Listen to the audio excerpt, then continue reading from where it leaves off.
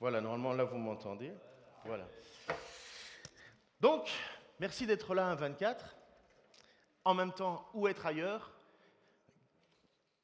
pour Noël que venir souhaiter chanter le joyeux anniversaire. Et d'ailleurs, rien du tout. C'est bon?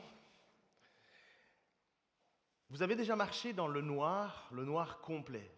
Vraiment un noir noir où vous avez difficile à... Il y a un peu d'écho là, non?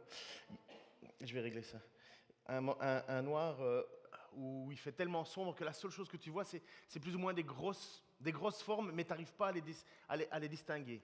Donc un soir où il n'y a même pas de lune, parce que la lune, ça nous aide bien, heureusement, souvent qu'il y a la lune. On ne voit pas totalement clairement, mais on voit suffisamment pour pouvoir marcher. Un noir où, finalement, en fait, on a l'impression que tous les ténèbres nous entourent, nous écrasent, nous font même un petit peu suffoquer, et puis, il faut avouer, nous fait peur. Dans le noir, lorsque vous éteignez la lumière dans une pièce que vous n'avez jamais été, et puis que vous entendez juste un petit craquement de sol, vous dites « Oula, je ne suis pas seul », et ça commence à vous angoisser. Le noir a cette particularité, en fait, de nous amener justement dans des périodes de troubles, ce que la Bible appelle les ténèbres. Les ténèbres, c'est toujours une situation, un endroit, un lieu finalement où il y a la crainte, où il n'y a pas de quelque chose de solide devant nous. Lorsque j'étais plus jeune, je me suis amusé à marcher dans les tunnels de train. Vous avez déjà fait ça? Mais le tunnel est tellement long et un peu courbé que tu ne vois pas la lumière au bout du tunnel. Sauf que tu sais qu'il y a des trains qui passent. Donc tu es là dans le noir et la seule chose que tu espères, c'est de voir le bout du tunnel et en même temps, tu espères que le train ait du retard ou soit déjà passé, parce que vous savez qu'il y a une échéance. Là, vous risquez votre vie quelque part. Et c'est un petit peu ça aussi, la vision des ténèbres. C'est que tant qu'il n'y a pas de lumière, on est dans la crainte de quelque chose qui peut nous arriver. J'ai marché dans les sentiers en pleine nuit. Hier soir, je me suis même amusé avec mon gamin. On est allé faire une randonnée de nuit. Mais aujourd'hui, c'est facile. On a des lampes frontales et compagnie. Donc, on n'est pas très stressé. Et puis, à deux, avec mon gaillard. Vous n'avez pas vu mon gaillard, là, mais je vais le protéger, ne vous inquiétez pas. J'ai roulé en VTT aussi de nuit. C'était une expérience incroyable.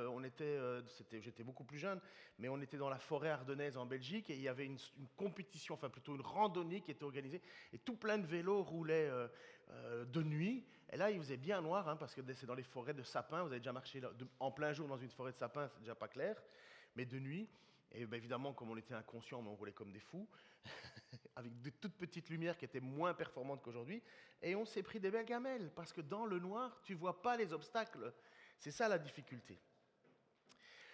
Chaque fois qu'on voit alors dans le noir une lumière au bout de nous, ça nous donne un petit peu d'espoir, ça nous réconforte. Lorsque vous marchez justement dans un endroit où il fait noir et que vous voyez une toute petite lumière au loin, mais ça vous donne un cap, ça vous donne une direction, ça vous donne un repère. Si vous êtes sur la mer, c'est la raison pour laquelle on met des phares. Les phares sont là simplement pour savoir où on est. Parce que quand on est sur la mer et qu'on ne voit pas au loin quelque chose un point de repère, on ne sait pas où est la gauche, la droite, on sait juste où est le haut et le bas. Et c'est tout, mais on ne sait pas dans quelle direction on va. Et une lumière nous donne une direction. Quand vous marchez justement en pleine nuit, ben vous êtes content de voir un lampadaire au loin dans une rue. Même s'il n'y a personne, vous êtes content quand même qu'il y ait un lampadaire. Et puis, c'est un petit peu le sens de Noël. D'abord, il faut comprendre, juste pour savoir, parce qu'il y a toujours quelqu'un qui va dire « Mais pourquoi on fête Noël le 25 décembre ?» Vous avez bien raison, c'est une mauvaise date parce que, en fait, Jésus n'est jamais né à Noël. C'est jamais en période d'hiver qu'il est né. Ça, c'est l'histoire qui nous a fixé une date. Mais en fait, c'est une date assez ancienne parce que cette date a été fixée, elle a été adoptée à Antioche en 380. Donc, et à Alexandrie, il y avait deux endroits où il y avait des pôles du christianisme, et à Alexandrie, elle a été adoptée en 430. Vous voyez, ce n'est pas nouveau, la fête de Noël. Et cette période, en fait, était fixée avec, vous savez qu'on a vécu le plus court jour de l'hiver pour les Européens. Le plus court jour de l'hiver, je crois que c'était le 21 décembre, et puis à partir du 21, les jours commencent à rallonger. Et il y a un symbole de faire, évidemment, la fête de Noël ce jour où les jours commencent à rallonger. C'est encore une fois une idée de la lumière qui est présente. À l'époque, Donc en Europe, enfin surtout dans la Gaule, on appelait ça la Gaule. La Gaule, en fait, on fêtait les Saturnales. Et les Saturnales, c'était l'idée que justement la lumière revenait et on commençait à vivre plus longtemps. Vous savez qu'il y a des endroits dans le nord des continents où ils ont de la lumière, très très peu, c'est à peine si on voit le soleil se lever, et puis hop, ils se recouchent très, très vite, ce qui emmène beaucoup de dépression dans ces endroits-là, parce que en fait la lumière, on en a besoin parce que c'est la vie, la lumière. Et rester constamment dans les ténèbres n'est pas une chose. Et donc, à l'époque, l'Église chrétienne a décidé de fixer un moment pour fêter l'anniversaire de Jésus. Alors c'est étonnant, il y a des chrétiens qui disent « Oh, moi je ne veux pas fêter l'anniversaire de Jésus ». C'est bien, les non-croyants aussi. Donc finalement, ils ont un point commun avec les non-croyants, ceux-là. Mais en réalité, fêter la naissance de Jésus, c'est une bonne chose. C'est pas mal. Et en fait, si nous voyons bien dans l'Évangile, Jésus était à beaucoup de fêtes, parce que la fête est l'occasion finalement de pouvoir célébrer un point important dans notre vie. Et pour nous, chrétiens, Noël, c'est un point important, parce que la lumière vient au milieu des ténèbres. Et ça, c'est quelque chose qui devrait quand même nous pousser à fêter Noël. Malheureusement, Noël est bien souvent devenu une fête essentiellement de famille, essentiellement d'enfants, où en fait, il y en a beaucoup qui n'ont même plus envie de fêter Noël parce que ça leur coûte juste trop cher, quoi. Ils n'ont plus envie. Petit conseil pour vos prochains cadeaux de Noël, plutôt que de dépenser de l'argent pour un cadeau, écrivez une lettre avec que des choses positives sur quelqu'un, un truc qu'on ne fait jamais tout le temps. Parce qu'on dit toujours, je ne vais peut-être pas lui dire trop de gentillesse parce que ça va lui prendre la tête. Mais moi, je vous conseille un petit cadeau de Noël, faites 10 phrases où vous dites que des choses positives. Ça, c'est un cadeau qui marquera toute une vie, je peux vous assurer. Et ça ne coûte pas cher, à part d'être honnête. On fait alors, donc ils ont fêté cette fête de Noël à ce moment de Saturnale parce que justement la lumière recommençait. Et pour les païens de l'époque, en fait, ils appelaient ça l'esprit, leur fête, ils appelaient ça le soleil de justice apparaissant, c'est pour les chrétiens, apparaissant au milieu des ténèbres du monde. Et pour les non-croyants à l'époque, c'était ce beau soleil dont les païens célébraient le retour sur leurs champs et leurs jardins. Parce que s'ils avaient de la lumière, ils allaient pouvoir moissonner, ils allaient pouvoir récolter. En fait, la lumière, sans lumière, tu ne fais rien pousser. Peut-être les champignons à la limite. Mais bon, vous êtes comme moi, cuisez un champignon, vous allez vite déçu de la taille de votre champignon. Mais donc la lumière était le symbole pour les non-croyants qui faisaient les Saturnales du retour finalement à la vie, à la prospérité, aux récoltes et ainsi de suite. Et c'est pour ça que les chrétiens, très tôt, comme je vous dis, très tôt dans l'histoire, ont calé cette date de la lumière parce que c'est aussi le retour de la vie. Alors pourquoi j'insiste là-dessus ? D'abord, Noël, c'est beau, hein, on voit des petites lumières comme ça un peu partout, ça a l'air de rien, mais en fait c'est un très beau symbole de Noël, ça, des petites lumières, des petits lampillons partout. Bon, vous savez que dans certaines villes, on a essayé de faire Noël sans l'esprit de Noël, mais maintenant avec des joggeuses de toutes les couleurs. Enfin, je crois que c'est Bordeaux, je crois qu'ils ont fait. La population s'est fâchée en disant « Oh, c'est pas ça l'esprit de Noël. C'est pas juste de la lumière, il doit y avoir quelque chose de plus. » Bon, malheureusement, c'est toujours un bonhomme rouge avec une barbe blanche, mais vous voyez, il y a quand même quelque chose qui traîne dans le cœur de l'homme en disant « Il doit y avoir un sens profond à Noël. Ça ne peut pas être juste une fête sans sens. » Le prophète Ésaïe, vous connaissez cette chanson ? « Dit à son peuple réuni ». Non, vous n'avez jamais chanté ça. Personne n'a fait de colonie ici. Non, bon, c'est pas grave. Hein, c'est encore une de ratée, c'est pas grave. Donc le prophète Ésaïe, en fait, c'est un prophète qui date 700 ans avant la venue de Jésus. Et il va écrire, en fait, c'est ça la particularité d'Ésaïe, c'est qu'il écrit, inspiré par Dieu, des prophéties, mais qui se réalisent en plusieurs sections du temps. En fait, parfois, il écrit des choses pour ce qui est dans son temps présent, et puis pour ce qu'il va être quelques années plus tard, 60, 70 ans plus tard, ce qui va être la déportation du peuple juif vers Babylone, puisqu'ils ont tellement abandonné Dieu que Dieu a dit « Ah, vous ne voulez plus m'adorer moi, vous voulez adorer des faux dieux, des dieux des autres nations, eh bien, je vais vous déporter et vous allez vivre dans un endroit où mon nom n'est pas proclamé, où ils ne me connaissent même pas. » Et voilà, donc il y a ces prophéties-là. Et puis alors des prophéties qui vont plus loin encore, qui annoncent la venue de Jésus 700 ans plus tard. Et puis vous avez encore des prophéties d'Ésaïe qui vont se réaliser, mais au retour de Jésus-Christ, qu'on appelle la fin des temps, le jour du jugement. Donc quand Ésaïe écrit, c'est vraiment d'une richesse et d'une profondeur, parce que ça couvre presque l'entièreté du chemin des hommes et des femmes qui aiment Dieu. Ils peuvent trouver leur espoir dans le livre d'Ésaïe. Les premiers chrétiens qui n'avaient pas la Bible comme nous passaient leur temps à lire le livre d'Ésaïe. On appelait ça l'évangile de l'Ancien Testament.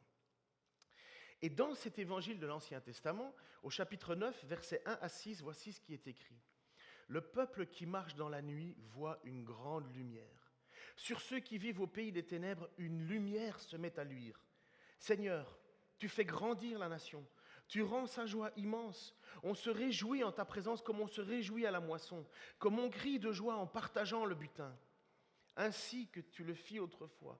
Quand tu mis les Madianites en déroute, tu brises aujourd'hui le joug de l'oppression qui pèse sur ton peuple, la barre qui écrase ses épaules, le gourdin dont on le frappe. Et toute botte ennemie martelant le sol, tout manteau roulé, taché de sang s'enflamme et devient la proie du feu. Car un enfant nous est né, un fils nous est donné. Dieu lui a confié l'autorité, on lui donne ses titres, conseiller merveilleux, Dieu fort, Père pour toujours, Prince de la paix. Il doit étendre son autorité et assurer une paix sans fin. Il occupera le siège royal de David et régnera sur son empire pour l'affermir et le maintenir en établissant le droit et l'ordre de Dieu, dès à présent et pour toujours. Voilà ce que fera le Seigneur de l'univers dans son ardent amour. Donc on connaît tous ce passage-là, on l'enlève un peu de son contexte les trois quarts du temps, mais car un enfant nous est né, un fils nous est donné. Mais de qui parle Ésaïe ? De qui parle Ésaïe ? On est 700 ans avant la venue de Jésus-Christ. Il n'y a pas une seule personne qui est capable de dire, oui, tu parles du Messie. Non, en fait, on n'en sait rien. Pendant tout un temps, on n'en sait rien. C'est plus tard qu'on le découvrira. Parce que, en quoi est-ce que c'est une bonne nouvelle que un Dieu est présenté en enfant ? Parce que lorsqu'on lit si on fait bien attention, car un enfant nous est né, un fils nous est donné, Dieu lui a confié l'autorité, donc c'est pas rien, c'est un enfant avec une puissance. On lui donne ces titres, conseiller merveilleux, Dieu fort. Un bébé appelé Dieu fort, ça n'existe nulle part. Nous voyons toujours des héros arriver, des héros puissants, mais dans toute l'histoire du monde, il n'y a pas un seul Dieu qui se présente en tant que bébé. C'est juste une aberration quelque part. Entre l'idée de ce qu'on fait d'un Dieu fort et l'incarnation dans un enfant, il y a quelque chose qui ne marche pas. Cette lumière dans le noir qu'on voit, ce n'est autre que Dieu qui t'appelle à lui. Dieu, le Tout-Puissant, se laisse approcher par sa création. Un bébé, un tout petit enfant. Vous avez déjà été, je m'imagine, à la maternité, ou peut-être vous-même, ou votre propre enfant, mais quand vous voyez ce tout petit truc, en fait, la plupart du temps, on n'ose même pas y toucher. On laisse ça à la mère, et de toute façon, en général, la mère, elle ne laisse pas y toucher non plus. Il y en a certains, jusqu'à 45 ans, tu ne peux pas y toucher. Mais c'est tellement fragile. C'est tellement fragile. Ça a tellement besoin de soins. Et en même temps, ce n'est pas si fragile que ça. Mais c'est fragile. C'est un bébé, c'est rien du tout. Mais c'est pourtant Dieu fort. Il y a des années, une romancière qui s'appelle Dorothy Sayers écrivait en fait pour nous expliquer que nous pouvons voir en Jésus un Dieu honnête. Un Dieu honnête, pourquoi ? Parce que ce n'est pas un Dieu qui est détaché de nous, ce n'est pas un Dieu qui est lointain de ce que nous vivons, ce n'est pas un Dieu qui n'a pas connu la souffrance, la trahison, le rejet, l'humiliation, la torture, la mise à mort injuste. Et justement, elle réfléchissait, cet auteur, en disant, mais cette incarnation de Dieu fait homme, c'est quand même incroyable. Elle écrit ceci. La signification de l'incarnation est que, quelle que soit la raison pour laquelle Dieu a choisi de nous laisser chuter, puisque Dieu a laissé l'homme et la femme faire le choix de manger cette fameuse pomme, qui était finalement un signe de désobéissance, souffrir, être la proie du chagrin et de la mort, il a eu malgré tout l'honnêteté et le courage d'être lui-même le remède. Il ne peut rien exiger de l'homme qu'il n'ait déjà exigé de lui-même. Il a lui-même subi tout ce qu'un être humain peut subir. Des petites contrariétés de la vie de tous les jours, les contraintes de la vie familiale, en passant par les affres d'un travail exténuant, au manque d'argent, jusqu'aux douleurs les plus atroces, aux humiliations, aux revers, au désespoir et à la mort. Il est né dans la misère. Il a souffert 1000 morts pour nous en considérant cela comme mérité. Est-ce que vous n'êtes pas sans savoir que Jésus, c'est Dieu fait homme, c'est pour ça qu'on l'appelle Emmanuel, Dieu parmi nous, et que Dieu parmi nous vit notre vie. Dieu peut pas dire, on ne peut pas dire à Dieu, ah tu sais pas ce que je vis. Quand tu dis je souffre, Dieu sait ce que c'est que souffrir. Quand tu es humilié, Dieu sait ce que c'est qu'être humilié. Lorsque tu es trahi, Dieu sait ce que c'est être trahi. Lorsque tu es torturé pour ta foi, Dieu sait ce que c'est que d'être torturé pour la foi. Il l'a vécu. Et c'est ça, le côté magnifique de cette lumière qu'il vient au milieu de nous. Ce n'est pas une lumière qui écrase les autres. C'est une toute petite lumière qui nous donne de l'espoir. On chante ce chant, peut-être que vous le chantez aussi pendant les temps de Noël. Quel est donc cet enfant qui est né ce soir? C'est un cantique, en tout cas Héritage l'a repris. Je ne vais pas vous le chanter, mais dans ma tête ça sonne bien. Mais quel est donc cet enfant qui est né ce soir? Parce que c'est vraiment, ça pose une question. Et dans Ésaïe 9, 5b, c'est écrit, on lui donne ces titres, conseiller merveilleux, Dieu fort. Je pense que j'ai une image, chérie. Conseiller merveilleux, Dieu fort, Père pour toujours, Prince de la paix. Voilà qui est Jésus. Voilà c'est qui cet enfant. Maintenant, la question, face à ces points-là, est-ce que Jésus, est-ce qu'il est ton conseiller merveilleux? Est-ce que c'est lui que tu consultes lorsque tu as plein de problèmes dans ta vie? Est-ce qu'il est ton conseiller vraiment? Lorsque tu fais des choix pour vendre des produits, pour acheter des produits, pour payer tes impôts, pour frauder les impôts, pour faire des fausses déclarations. Est-ce qu'il est ton merveilleux conseiller? Lorsque tu cherches à venir vivre dans un autre pays, est-ce que tu écoutes ton merveilleux conseiller ou est-ce que tu écoutes les gens autour de toi qui te disent « faut que tu fasses ça, faut que tu fasses ça, et puis ça, et puis ça, et puis ça » Ou est-ce que ton premier recours, c'est Dieu? Est-ce que pour choisir ton partenaire avec qui tu vas vivre une vie complète, ta future femme ou ton futur époux, est-ce que Dieu est ton conseiller? Est-ce que Dieu est ton conseiller? Est-ce que Dieu est ton conseiller lorsque tu dépenses ton argent? Lorsque tu fais tes projets? Est-ce que Dieu est ton conseiller, merveilleux conseiller lorsque tu décides de comment tu vas gérer ton temps? Est-ce qu'il est véritablement ton merveilleux conseiller? Parce que c'est ça Jésus. Est-ce qu'il est ton Dieu fort? Est-ce que tu crois qu'au-dessus de lui, il n'y a rien d'autre? Surtout pas toi. Beaucoup de gens, je les vois tomber, mais tomber comme des mouches, surtout dans le ministère, parce qu'ils s'imaginent qu'ils vont accomplir eux-mêmes des choses. Nous ne sommes pas forts, nous sommes dans les ténèbres. Il est lui la lumière. Est-ce que tu lui es soumis à ce Dieu fort? Est-ce que tu lui obéis? Est-ce que tu veux lui plaire, simplement lui plaire? C'est ça l'idée de Dieu fort. Ce n'est pas un petit Dieu, c'est le Dieu fort, c'est l'absolu. Est-ce qu'il est pour toi Père pour toujours? Est-ce que pour toi, Dieu c'est maintenant et à jamais? Est-ce que ça sera toujours ton Père? Est-ce qu'il l'est toujours? Ou est-ce qu'il y a des moments dans ta vie où tu dis, bon ben, là je vais en mettre un peu moins? Un Dieu éternel. Parce que c'est ça que Dieu nous propose. Lorsque vous connaissez ce vieil homme, hein, j'ai oublié son nom, Nicodème, un vieil homme religieux, très pieux, il nous bat tous. On est tous 10 mètres, 200 mètres, 1000 kilomètres derrière lui, tellement il est un homme pieux qui aime le Seigneur. Et pourtant, lorsqu'il est devant Jésus, il ne sait pas comment avoir la vie éternelle. Jésus va lui dire, mais toi qui es enseignant en Israël, tu ne sais pas cette chose-là? Mais il ne le sait pas. Et Jésus est obligé de lui expliquer. Parce que, et c'est cette question qu'on doit se poser, la même que Nicodème, est-ce que nous avons la vie éternelle? Est-ce que nous avons l'assurance de cette vie éternelle? Pourtant, c'est ça que Jésus propose. Père pour toujours. Et puis, est-ce qu'il est pour toi le prince de la paix? Qu'est-ce que ça veut dire, le prince de la paix? Est-ce qu'il t'apporte la paix de l'âme sur ton avenir, sur la colère de Dieu envers toi? Est-ce qu'il est pour toi le symbole d'un guerrier qui vient pour t'exterminer ou bien un prince de paix qui veut te réconcilier à lui? C'est ça l'idée.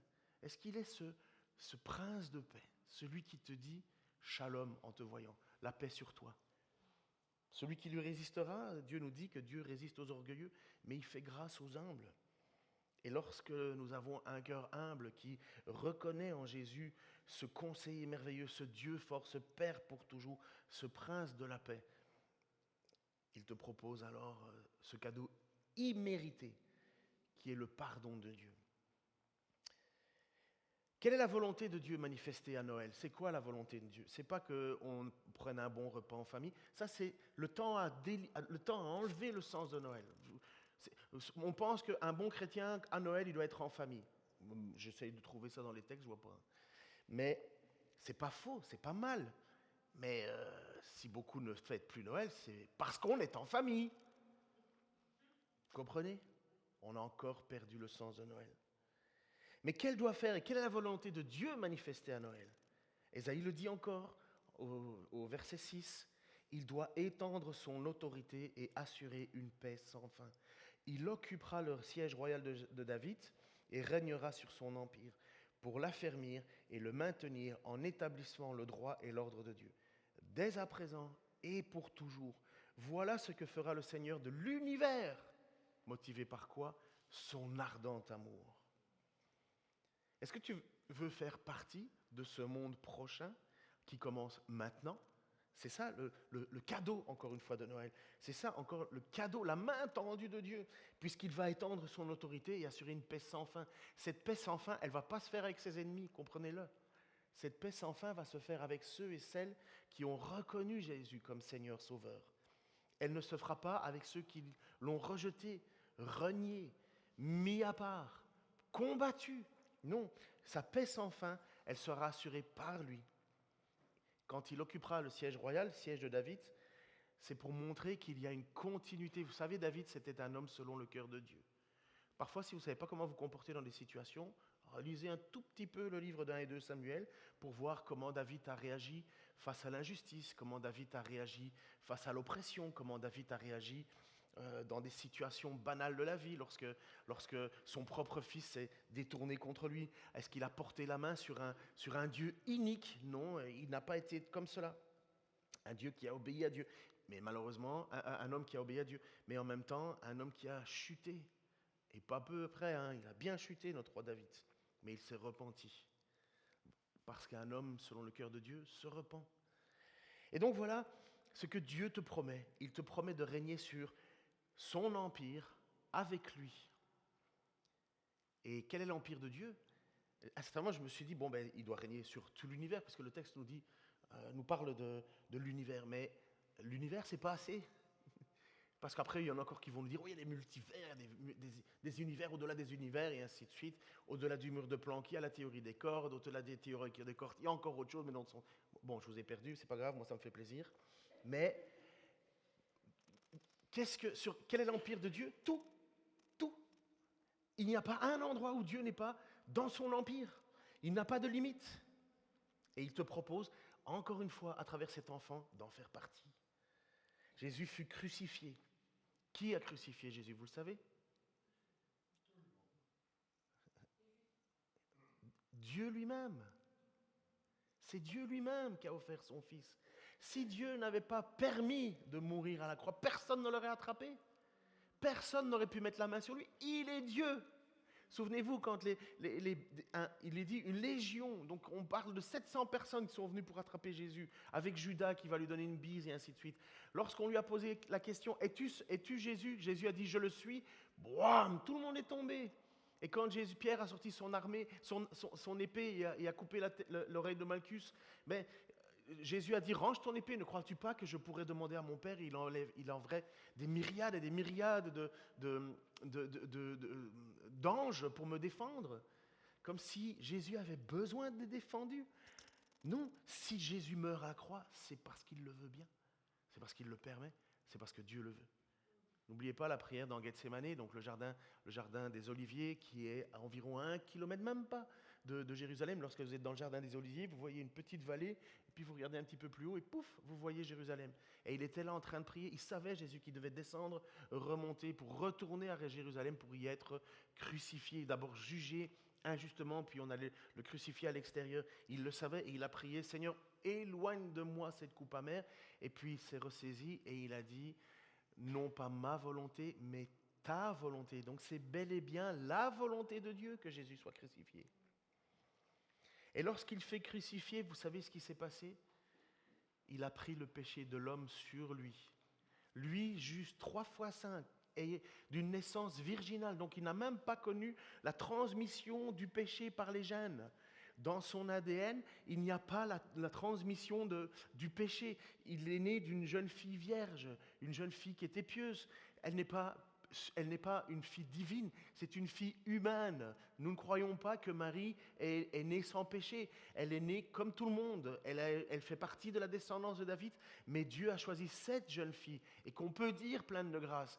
Quelle est la mère qui ne pourrait pas dire, déjà quand on se vante de son fils quand il réussit aux examens, mais quand tu peux dire mon fils c'est Jésus, alors là, moi honnêtement, je suis capable de dire que Marie est pleine de grâce. Ah oui, on lui dira bienheureuse. Honnêtement, Marie a élevé Jésus, le seul enfant au monde qui obéit, sans ronchonner. Vous comprenez? On peut dire que Marie est bienheureuse. Tous les protestants, les évangéliques, même les plus ronchons, ils peuvent dire que Marie est bienheureuse. Ah oui. Ça devait être difficile pour les frères et les sœurs de Jésus d'avoir un frère parfait. Hein? Fais comme ton frère. Ouais, j'imagine le truc. Mais Jésus parfait. Mais quand Jésus a pris le péché sur lui, ton péché, je ne sais pas ce que tu as fait hier soir, je ne sais pas ce que tu as fait avant-hier, je ne sais pas ce que tu vas faire demain, mais je ne pense pas que tout va être à la gloire de Dieu. En attendant, à ce moment-là, Jésus, sur sa croix, porte le péché du monde. Ton péché, mon péché. La chose pour laquelle je dis, oh Seigneur, pardon, j'ai encore péché, j'ai encore fait ce que tu ne voulais pas que je fasse. Et Jésus, à ce moment-là, encore, porte porte sur son dos ta faute. Et lorsqu'il va presque mourir, voilà qu'il prend ton péché sur lui. Et regardez ce qui se passe. À partir de midi et jusqu'à 3 heures de l'après-midi, le pays tout entier fut plongé dans l'obscurité. Et voilà que les ténèbres reviennent. Pourquoi? Parce que sans Jésus, il n'y a que ténèbres. Vers 3 heures, Jésus cria d'une voix forte, Eli, Eli, lama sabachthani, ce qui veut dire, mon Dieu, pourquoi m'as-tu abandonné? Pourquoi Dieu l'a abandonné?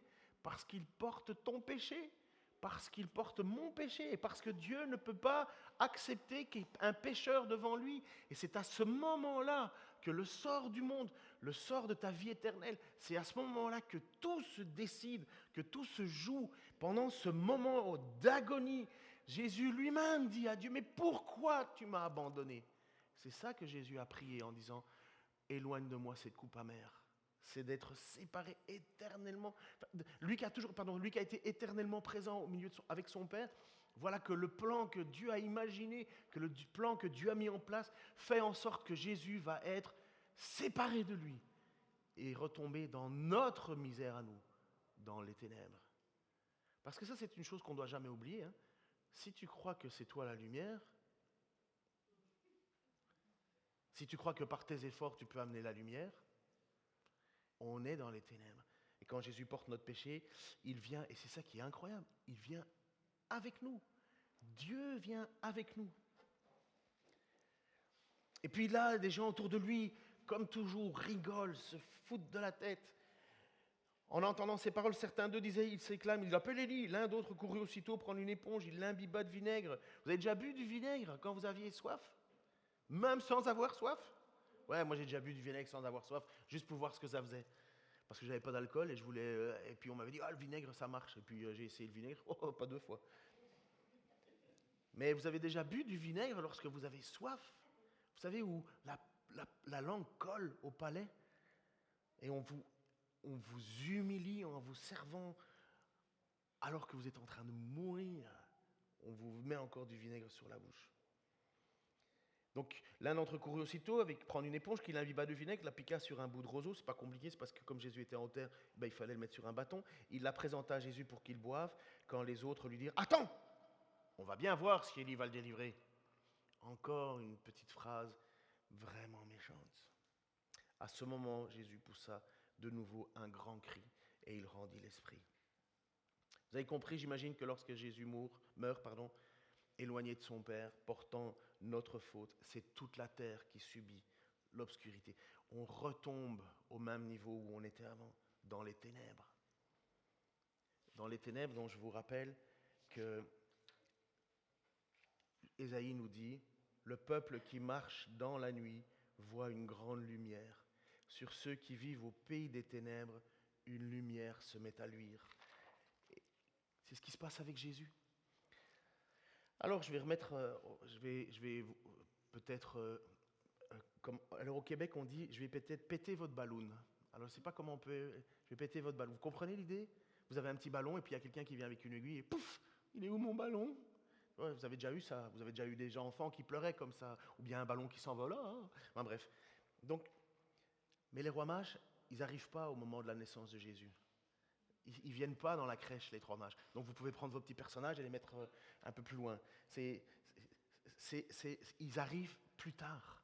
On pense qu'ils arrivent 2 ans après la naissance de Jésus. Et Jésus donc est né à Bethléem. Et voilà le texte qui est magnifique, je trouve. Lorsque Jésus a plus ou moins 2 ans. Jésus est né à Bethléem en Judée, sous le règne du roi Hérode.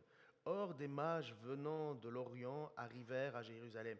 Ils demandaient « Où est le roi des Juifs qui vient de naître ?» Nous avons vu se lever son étoile et nous sommes venus lui rendre hommage.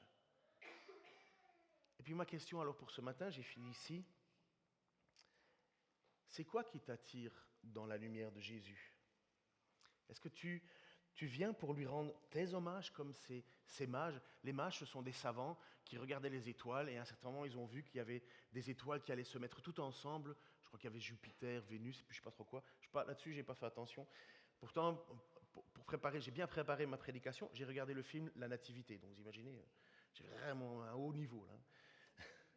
Vous pouvez regarder le film La Nativité, c'est très bien. Hein. C'est très bien fait. Non, on sait on sait que ces gens voyaient qu'il y avait quelque chose qui faisait que, oula, dans le ciel, il y a quelque chose qui se passe. Ils ont commencé à regarder les textes et ils ont vu dans les textes hébreux que ça allait coïncider avec la venue et la naissance du Messie. Et c'est pour ça qu'ils arrivent à Bethléem en Judée et qu'ils posent la question au roi Hérode. Parce qu'ils se disent, mais le roi Hérode, il doit être au courant. Mais vous imaginez, le roi Hérode, lui, il se dit, ah, un concurrent. Nous avons vu se lever son étoile et nous sommes venus lui rendre hommage. Et puis c'est ça qu'on devrait regarder à Noël. Est-ce que toutes ces lumières autour de toi, tous ces petits trucs qui scintillent, est-ce que finalement ça te fait penser à Jésus qui vient au milieu de nous pour lui rendre ton hommage? Es-tu attiré par sa lumière? Es-tu attiré par sa lumière? Je ne sais pas si certains d'entre vous n'ont pas encore fait le choix de tout abandonner pour lui. Mais je veux juste vous dire un truc. Ne pas faire de choix, c'est faire un choix. Ne pas faire de choix, c'est faire un choix. Je ne sais pas dans combien de temps Jésus va revenir, parce qu'on attend. Hein. Lorsqu'on a pris la Sainte Seine, je ne sais pas si vous l'avez pris, certains le prennent peut-être par habitude, d'autres avec un temps vraiment de remise en question, d'autres simplement pour faire comme leurs voisins, ou parce que j'ai vu papy et mamie le faire avant, donc je vais le faire aussi. Donc, je ne sais pas pourquoi, dans quel but tu l'as fait, mais c'est quoi la Sainte Seine qu'on a pris? Faites ceci en mémoire de moi jusqu'à ce que je revienne. Donc si tu as participé à la Sainte Seine, tu déclares que Jésus revient. Es-tu prêt? Es-tu prêt? Parce que là, Jésus est arrivé en tout petit bébé, inoffensif. Lorsqu'il reviendra, il viendra pour juger. Et là, le jugement est tout simple. As-tu accepté mon pardon? As-tu fait semblant? Ou as-tu espéré en mon pardon? C'est ça Noël. Alors je vous laisse avec une dernière petite vidéo. Donc vous l'avez déjà entendu. Attends, avant de cliquer. Vous avez déjà entendu cette chanson, mais je trouvais qu'elle avait tellement un sens profond sur ce moment. Donc c'est École Pierre. C'est un chant qui s'appelle Lumière dans le noir. Alors normalement j'ai affiché les paroles parce qu'il y a quelqu'un qui m'a dit un jour, ah moi le rap je comprends pas ce qu'ils disent. Bon, c'était pas un jeune évidemment. Hein. Alors j'ai mis les paroles. Alors normalement ça devrait jouer.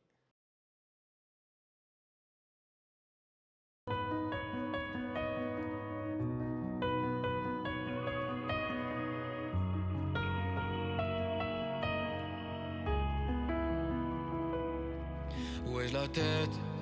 Ma vie je l'aime pas mais j'ai peur de la perdre. J'ai dans le sang des étoiles et la terre, mais je trouve pas de sens, je me perds dans le vent donc je suis trop dangereux. J'ai l'impression que j'ai perdu mes yeux, qu'on m'interdit de pouvoir voir les cieux. Je crois que je pourrai plus jamais être amoureux, mais que dois-je faire moi? J'ai l'impression qu'à chaque fois je suis bloqué, mais je dois faire mieux. Je poursuis cette vibe qui me rendra calme, qui m'apaise. Et c'est comme ça que j'ai rencontré Dieu. Et c'est fort mec, j'ai l'impression de planer, même si je voulais pas voir cette lumière dans le noir. Et c'est formel, je crois qu'il y a un Dieu qui m'aime, mais je n'y croyais pas. Il est la lumière dans le noir. Et y a de la couleur dans le noir, je vois plus de choses qu'au départ. Tu me parlais, j'écoutais pas, être sûr de moi, j'y arrivais pas, mais tu m'apaises quand t'es dans la pièce. Et j'ai cherché, j'ai même tourné, j'ai jamais vraiment trouvé l'amour. Désolé, j'ai pas capté ou accepté que t'étais là, t'es dans mon cœur. Oui, dans mon cœur. Et si je t'oublie, que j'en perds le fil et que je redeviens mec paralysé, je veux pas m'imaginer passer une journée loin de toi. Maintenant que je reconnais ta voix. Et c'est fort mec, j'ai l'impression de planer, même si je voulais pas voir cette lumière dans le noir. Et c'est formel, je crois qu'il y a un Dieu qui m'aime, mais je n'y croyais pas. Il est la lumière dans le noir. Maintenant je vais de l'avant, je regarde plus en arrière. Je suis ton enfant même dans le noir, oui tu m'éclaires. Plus rien nous séparera, car tu vis au fond de moi. J'ai déjà fait mon choix, je veux me blottir dans tes bras. Maintenant je vais de l'avant, je regarde plus en arrière. Je suis ton enfant même dans le noir, oui tu m'éclaires. Plus rien nous séparera, car tu vis au fond de moi. J'ai déjà fait mon choix, je veux me blottir dans tes bras. Et c'est fort mec, j'ai l'impression de planer, même si je voulais pas voir cette lumière dans le noir. Et c'est formel, je crois qu'il y a un Dieu qui m'aime, mais je n'y croyais pas. Il est la lumière dans le noir.